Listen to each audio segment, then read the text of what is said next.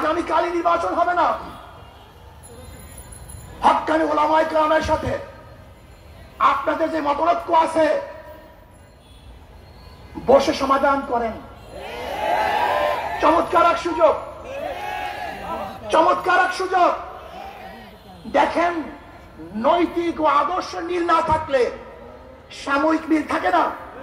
বিএনপির সাথে আপনাদের চরম দোস্তি ছিল, একই সাথে আন্দোলন সংগ্রাম করেছেন, কিন্তু আদর্শ নৈতিক মিল না থাকার কারণে উভয় প্ল্যাটফর্ম ভিন্ন হয়ে গেছে। আমরা চাই না অনৈতিক কোন অনৈতিক কোন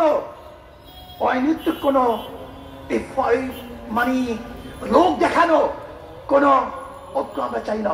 আমরা চাই টেকসই স্থায়ী ঐক্য, যে ঐক্য হবে আর কোনোদিন ভাঙবে না, ফাটল হবে না। এর জন্য আমি জামাতকে বলবো, যদি আপনি মনে করেন আমাদেরকে কোন রকমের বুঝিয়ে শুনিয়ে বর্তমান নির্বাচনের এই তরি পাড়ি দিবেন, এটা আমাদের দ্বারা সম্ভব না।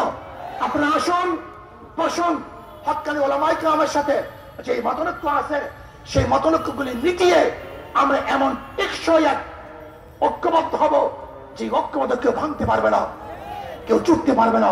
ইনশাআল্লাহ আগামী রাষ্ট্র হবে ইসলামের রাষ্ট্র।